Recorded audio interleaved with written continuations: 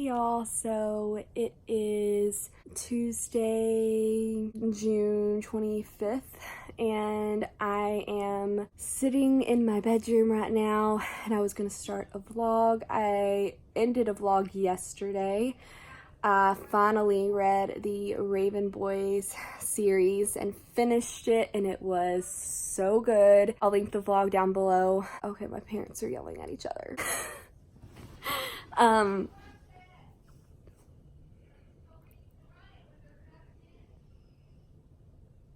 Yelling at him about the dishwasher or something. But so I finished that, and I'm so proud of that because I really wanted to finish a fantasy series this summer. That was a big goal of mine. I didn't think I'd do it because fantasy I have not been in the mood to read, and I definitely didn't think I would finish a series, but I picked back up with the Raven Boys after being, not reading anything from that series for over a year. I read the second, third, and fourth book in a couple weeks, so I was happy with that because I'm really upset because I love the first book so much and I don't really understand why I waited that long. But now it is the last week of June. I really want to get my numbers up for my wrap-ups because as of right now, I think I've read 3 books this month, and that is still not what I wish my numbers would be. So this vlog this week is going to just be me reading as much as I can and hopefully succeeding at that, maybe not. I'd like to read some things from my TBR jar, considering I do those for a reason. And I have some books here from the TBR jar that I do want to read. They're all thrillers, but I've kind of gotten back in the fantasy kick, even though after I finished The Raven King, I was like, oh, I'm for sure gonna pick up a thriller after this. And then since last night, or not last night, but the night before last, I haven't wanted to pick up a thriller that much. I've been really wanting fantasy, but I don't have any fantasy on my TBR jar stack. And I do want to read a thriller. I will not be angry if I don't read a thriller. Here are the ones that I have with me. So I have I Know Who You Are by Alice Meany. This book, I said in the wrap up that I was gonna read this like that night, and I didn't. I never did. So I read like the first chapter and that was it. Here's the actual book. This is what I'm wanting to read, I'm pretty sure. Hold on. Sorry y'all, I'm having a big pain right now in my abdominal area. It's the Crohn's. Sometimes it hits me without warning and I just have to sit here for a little bit.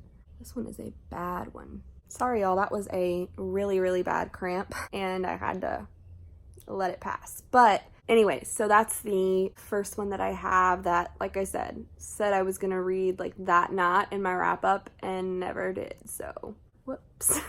And then I have The Lying Game by Ruth Ware, and Ruth Ware is an interesting author for me. Okay, so her first book, In a Dark Wood, was enjoyable. I really did enjoy it, but it wasn't amazing by any means, but it wasn't bad. I gave it a 3. Then I read The Woman in Cabin 10, and from the first half, I thought it was going to be amazing. I was like, everybody says this book is mediocre, that it's average, but there are several thrillers on my shelf that most people rate a 3 that I've rated a 5 because I love so much, and I thought that was going to be one of them. I was so excited. I was like, I love this, I love this, I love this. Second half came so disappointing, and it just got too crazy. Like, and I like weird and crazy, but this was just like on a whole other level. I'm interested to see how this one's gonna go. I've also heard kind of mediocre things about this. Most people that have read this have given it a 3. Maybe I'll think that too, but maybe I'll really love this one.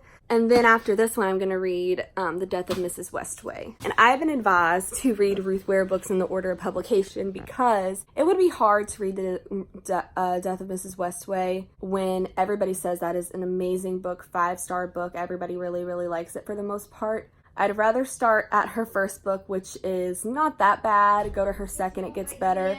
How mean. Sissy, what you say? And then The Lying Game, hopefully it's even better than The Woman in Cabin 10. But with the first 2 books, I mean, her first was better than the second. I feel like she's gonna improve upon her writing the more and more I read hers, but I didn't want to start with the best written thriller she's wrote and then go down from there. Yeah, I've got that one. I have no idea what it's about, by the way, and I don't know what I Know Who You Are is about either. I do not like to have a synopsis with my thrillers for the most part. So, and then the third book I have here is Truly Devious by Maureen Johnson. This is a YA thriller. I'm not good friends with YA thrillers. Oh my god, you guys, I started this book during the Spookathon and have yet to finish it. Oh my god, I just saw it. The Cheerleaders by Kara Thomas. I completely forgot about this book. How far am I in this? I'm on page 82. Don't even remember the first 82 pages. I probably will when I sit down to read it. Let him say. But yeah, forgot about that. But YA thrillers generally go that way for me. They're so boring to me. In middle school and like, I don't even think I liked them in high school, but in middle school I really loved YA thrillers. The more horror movies I watched and the scarier books I read, the more I started to not love YA as much, YA thrillers. So I am more of an adult thriller reader, but that's okay. Hopefully it'll be good. Like, hopefully it'll be good. Those are the three options that I am thinking of at the moment. I might pick something completely out of left field. I do have the 5th season here as well, because this is a book I've wanted to read, but I haven't done it yet. And I got 3 books in the mail the other day that I wanted to show y'all. So the first book I'm gonna show you is Resurrection by Blake Crouch. This is his new book, and I have yet to read a Blake Crouch book. I have Dark Matter, and that's the only one I have. I have heard good things about this. I went ahead and got it because, you know, creepy thrillers, horror books are my thing, so I figure that I'll at least possibly enjoy it. And then the next book I got is called Aurora Rising by Jay Kristoff and Amy Kaufman, and I got this because I loved the Illuminae series. I loved it so much. Them pairing up again for another series makes me so incredibly happy because I'm serious, Illuminae series was my everything. I loved that series. I need to reread it soon. I don't know, it's one of my favorite series ever, and it's science fiction, and that is very, very not like me to love science fiction. I loved those. Now I've got this, so hopefully I can get to it soon. And then finally, I got a book that is completely different from all of the books I've showed y'all so far, which is Fix Her Up by Tessa Bailey. I have not read from this author before, and I've heard good things about this, and it's summer, and sometimes I want to pick up a good chick lit. For the most part, I'm not a big contemporary reader. I don't love contemporary, and I don't love romantic books. I do have a bunch of smut that I'll read every now and then if I'm really, really in like a romantic-ish mood. But I'm gonna go ahead and get off here and get reading, and I'll let y'all know what I decide to read, hopefully. Hopefully this isn't a vlog of me just talking about what I want to read and never deciding. But as you can see, I've got a shit ton of options, and sometimes it's really, really hard to pick. So yeah, but I'm gonna go ahead and go. Bye. Hey y'all, so it's a little bit later, and I have, oh my god, I just hit myself in the chin with that. Damn, that hurt. I have started a pretty good chunk of the way through I Know Who You Are by Alice Feeney. This book is very chaotic. It starts chaotic. The first chapter, you're completely hooked, and it's a good thing. The writing's really good. Right now, it's a little too much. I'm keep having to take breaks because my anxiety is at a really big high at the moment, and it's because of this book, and that probably sounds ridiculous to some people, but if you were reading this, or if you have, you would completely understand what I mean. Normally in thrillers, you get a lot of backstory, but during that backstory, things can be remotely calm, you know, like it isn't normally in the thrillers I read, it is not constant action, constant discovery, but that's what this book is right now. I don't know, it's just a lot. It's just every single chapter, it seems like something crazy's happening, and I don't know. I don't think I love the pacing of that. I don't like how she's doing that, and I mean, it's keeping me intrigued and making me want to continue, that's for sure. I don't know, it almost feels like she's trying too hard. And I didn't get that in Sometimes I Lie. Sometimes I Lie had me hooked, but I don't know how to explain this. This is just very chaotic, this book. Like My Lovely Wife is another good example that I read, I think last month, by Samantha Downing. It's like a new release. I really like that book too. There was really, really great pacing in that as well. I couldn't put it down though. The whole time I was reading it, I was like, oh my God, I love this book. I want to know what happens. I want to know what happens. Like, it kept me hooked, but it wasn't this chaotic. In this, it just seems like something absolutely insane happens every single chapter. And these chapters are very short. They're like 2 to 3 pages long. So that's kind of a lot to have this crazy new revelation every 2 to 3 pages. And it just really seems like she's trying too hard. And I just don't know what to think about it. I don't dislike it at all, but I kind of just don't know what to think. I did have to skip a scene in this because there was animal cruelty, and I have a really, really hard time with watching or reading anything in that manner. I just can't. I get very, very nauseous, and like I want to throw up a little. Like, I do want to throw up. It just makes me very, very upset. I mean, I feel like it would make a lot of people upset. Now, I don't know if it's ridiculous that I can't even read it, but I really can't, so I skipped it. I got the gist. I just skipped the animal cruelty part. Like, I understood why it was happening. I understood who was doing it, why they were doing it. All that was, I absorbed all of that, but I just didn't care for the horribleness that was that scene. That's kind of a warning, because I would have really appreciated a animal cruelty trigger warning, because I really did not want to see that, and I would have been looking for it. So yeah, didn't like that. And it makes me wonder if there's other things in this book that are going to be very triggering, like if there's sexual assault, stuff like that. That I personally am a person that can't read about rape. I can get more into a video on, like in another video about sexual assault and stuff, because I haven't been raped, but I have definitely been touched and groped in a very, very inappropriate manner that made me very upset and traumatized, pretty much. But rape is one of my biggest fears.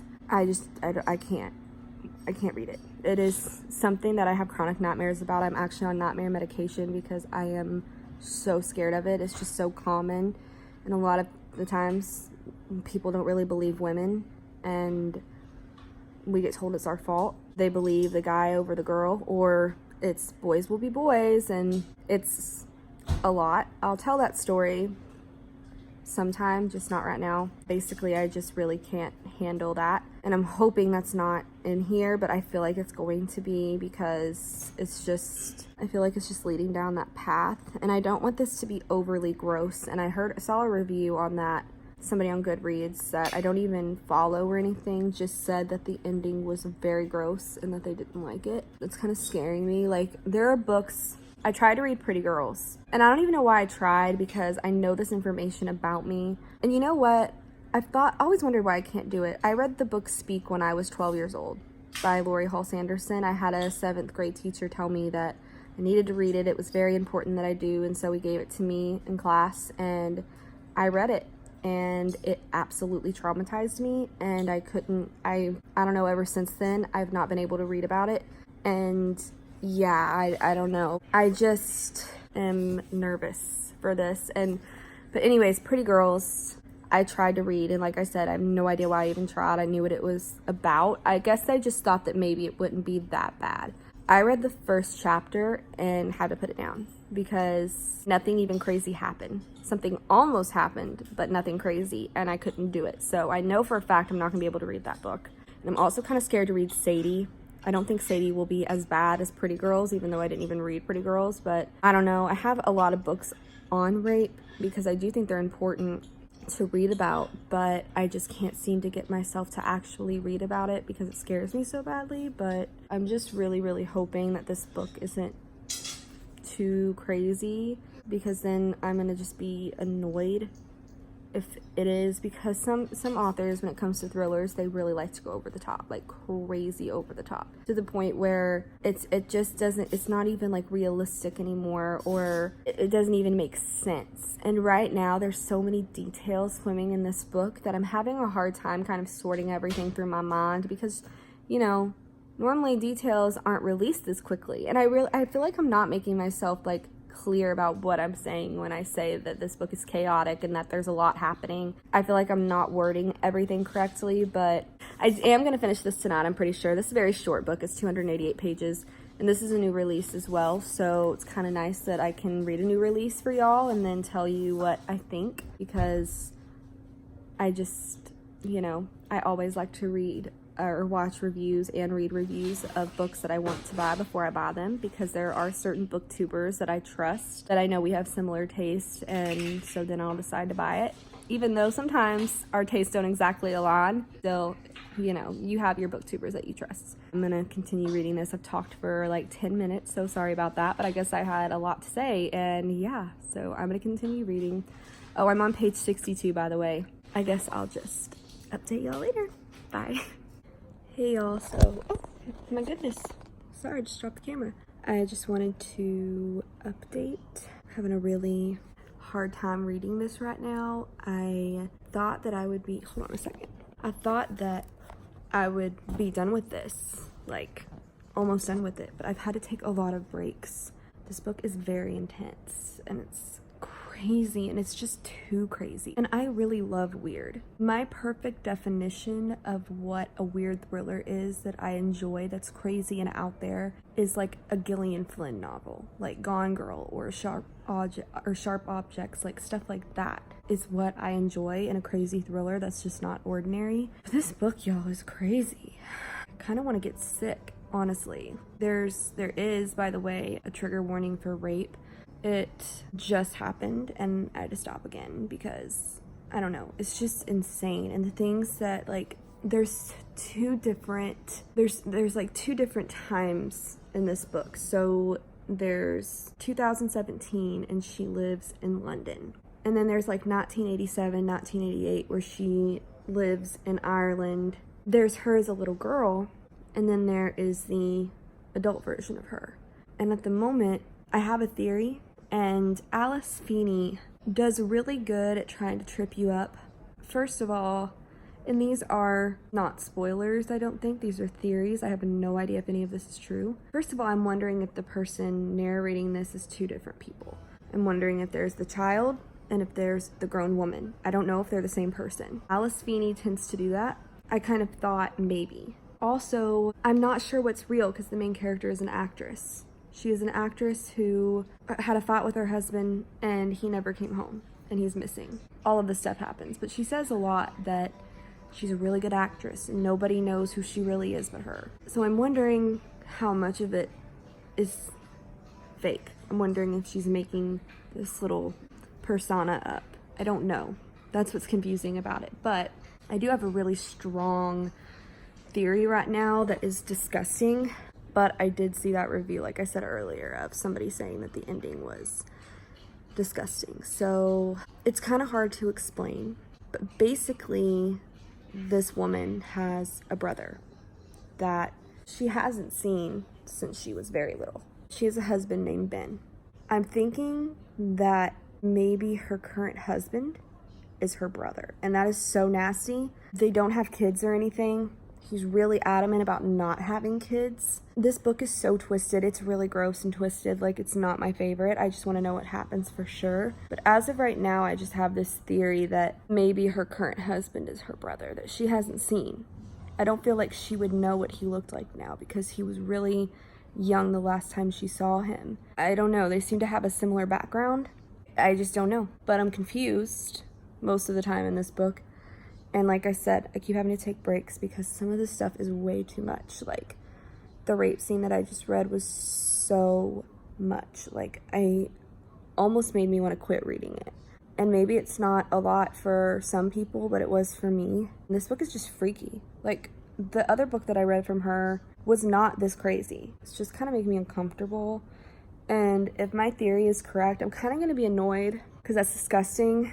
And also, I feel like that's a pretty big, like, plot twist that I probably shouldn't have guessed. I don't know, that's kind of just went through my head. The brother has been mentioned once, but things are weird. I don't know.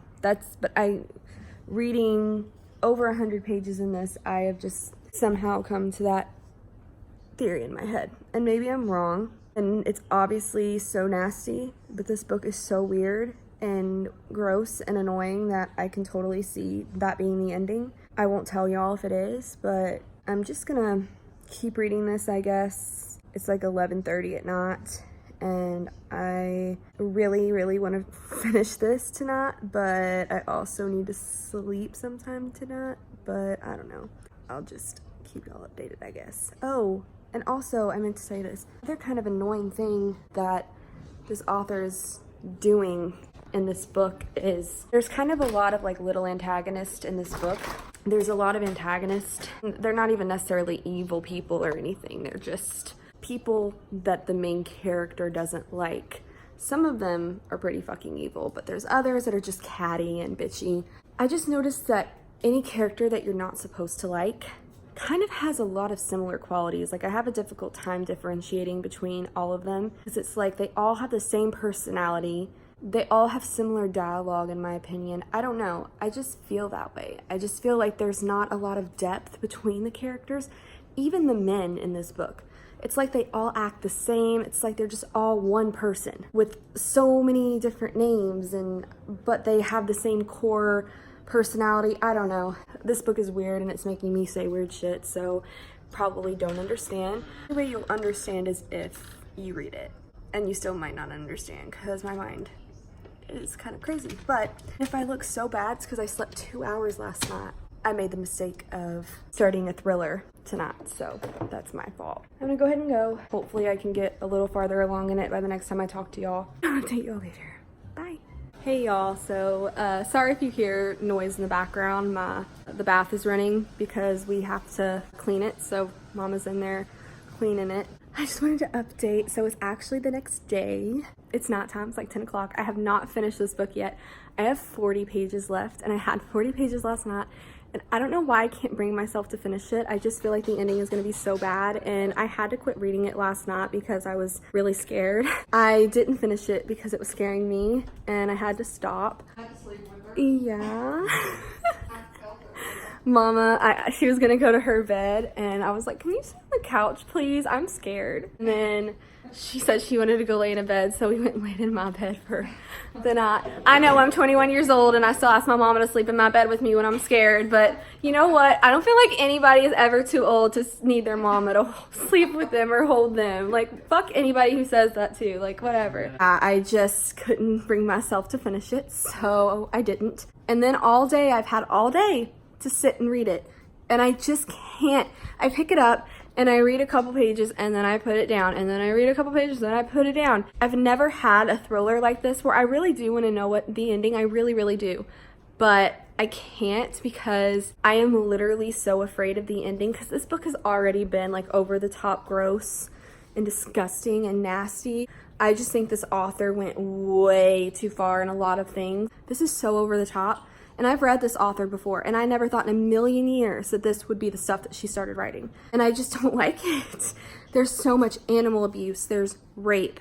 There's domestic violence. There's verbal abuse. There's a lot more that I'm not even thinking of right now. I meant to write a list of everything, all the trigger warnings, because I did want to do trigger warnings for people, because it would have helped me to know that some of that stuff was going to happen. There's gun violence in this. It's just a lot. And this is a 288-page book.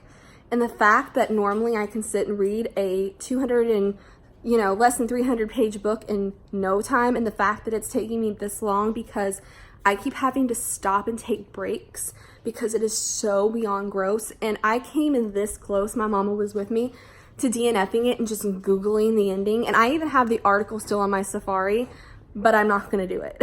I just want to know, and I want to find out organically. It just got to the point last night where I was way too upset to continue, and I didn't want to hurt my mental health or anything by reading things that were making me upset. But I feel better now, so I think I can finish it real quick. It'll take me like probably not even an hour to finish this up, but if I can sit here and get through it.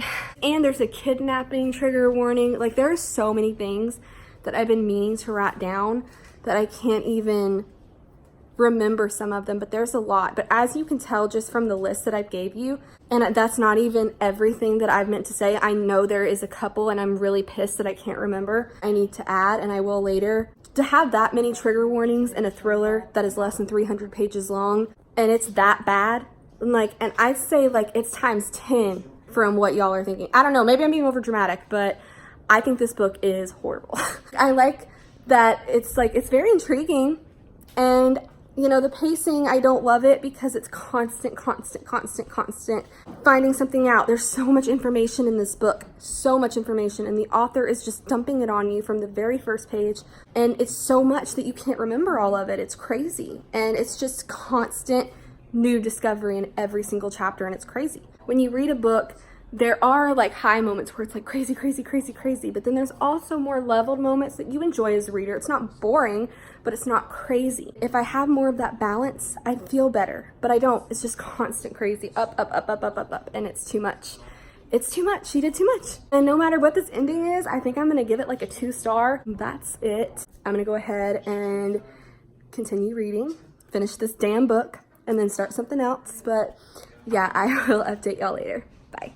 Hey y'all, so I finished the book. I'm gonna go ahead and say spoiler alert for this. I just feel like I need to explain the ending of this, and if there's a lot of triggers that go on in this, I just don't feel comfortable people not knowing going into it, just because I feel like there are women and men who have had sexual assault in a certain case scenario like this. And I am going to say spoilers if you want to read this. I do not recommend it at all. If you do have any sort of big trigger for rape in general, don't read this. It's horrible. I'm going to give it a 1. It's bad. I hated it. The ending was so disgusting, and I said in the vlog earlier that I had a feeling I knew what was going on. I didn't piece everything together perfectly, but, and this is the spoiler, so if you don't want to watch, click off.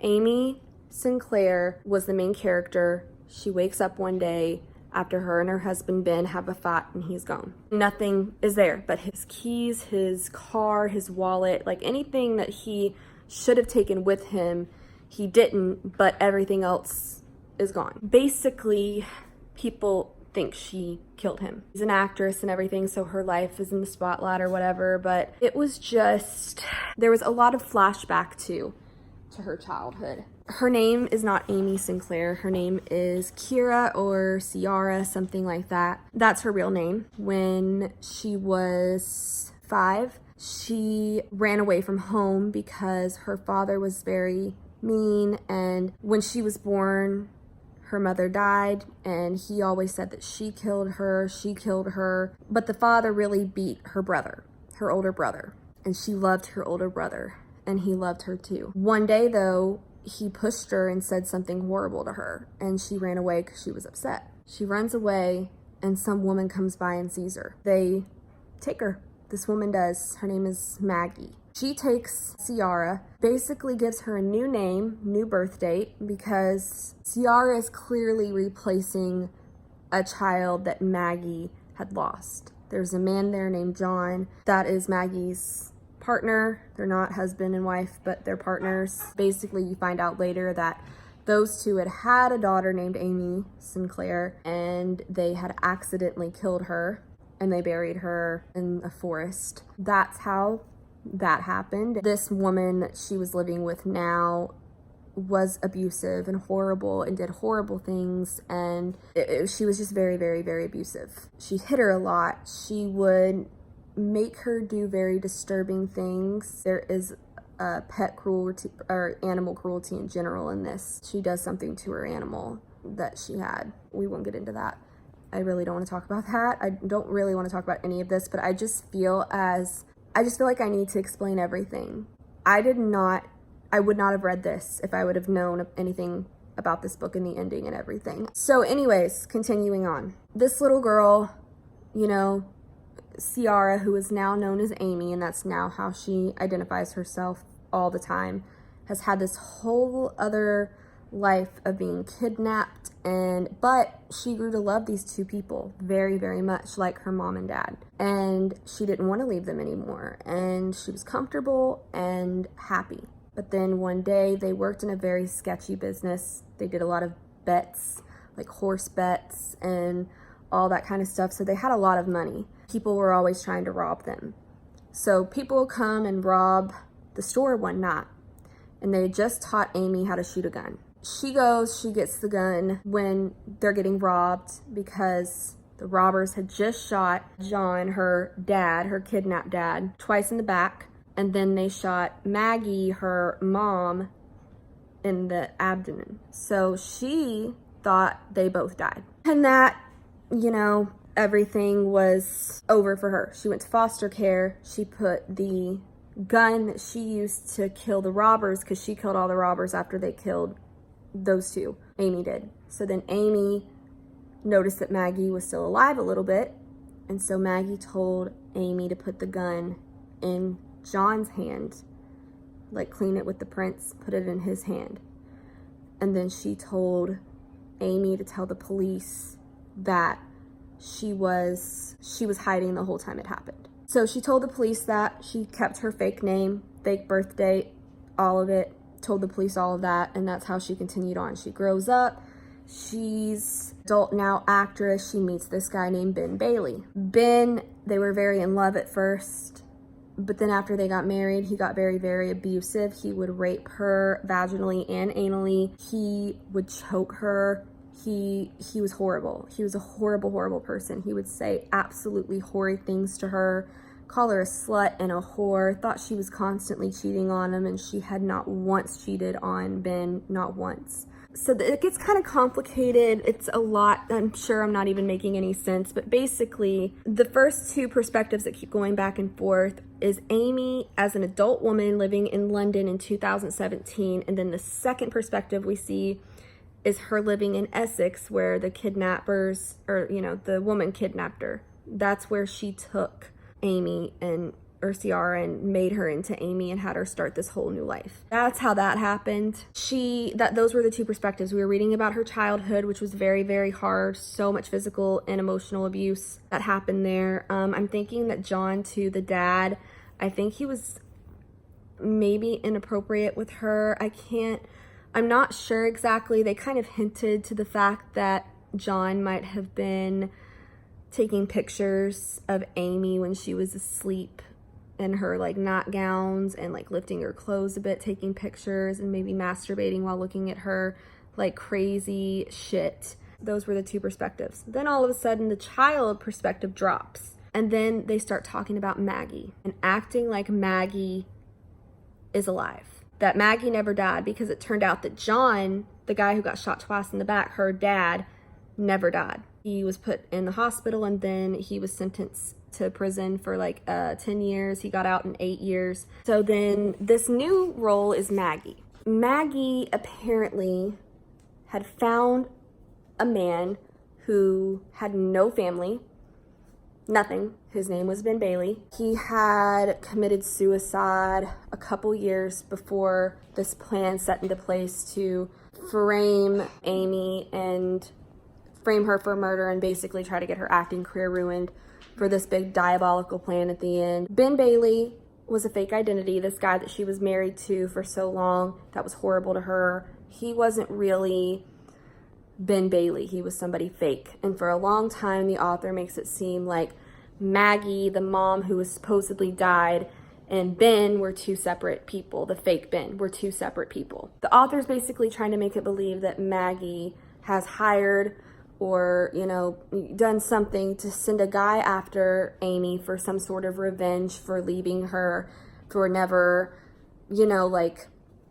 mentioning her family, all of this stuff. But this woman that supposedly Maggie did not seem like Maggie to me. And I was confused because she was so upset that in her acting career, Amy had never mentioned her, ever. That she never mentioned the mother who took care of her. But she didn't say mother, she said family member.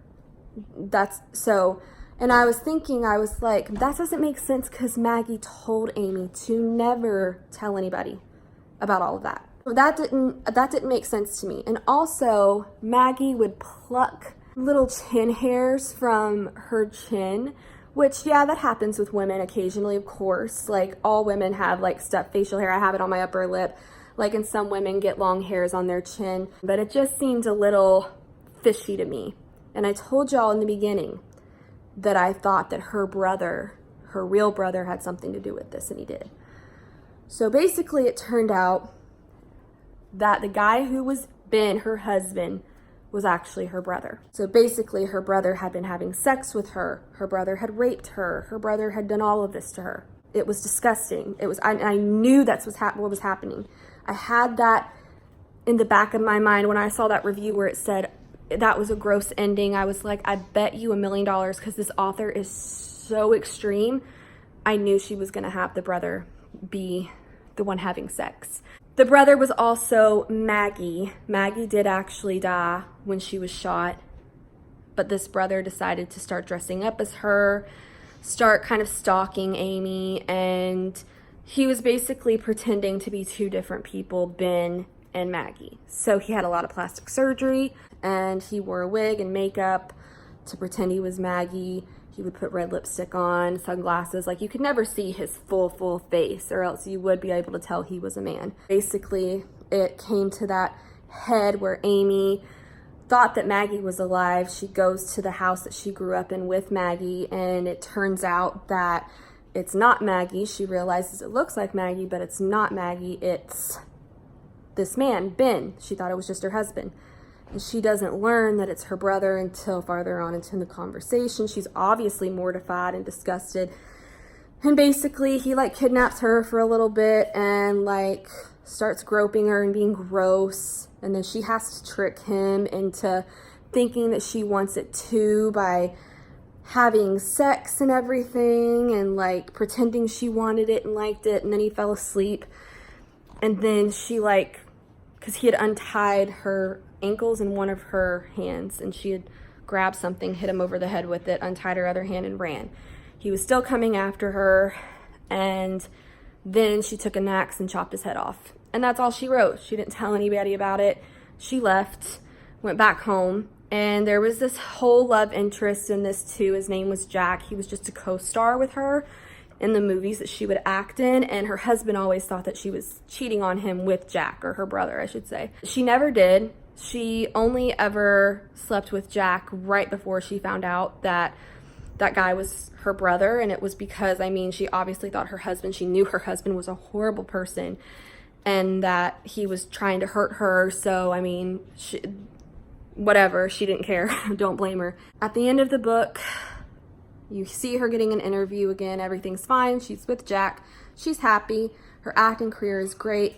And then we find out she's pregnant. She's 3 months. Not 3 months. She's pretty big. She's rubbing her belly, and she's saying that she's expecting a child with Jack, but it's not Jack's. It's her brother's. And she says in, like, I think it's like the second to last sentence or something, that I finally got all I ever wanted, because she always wanted to have a baby with Ben, her husband.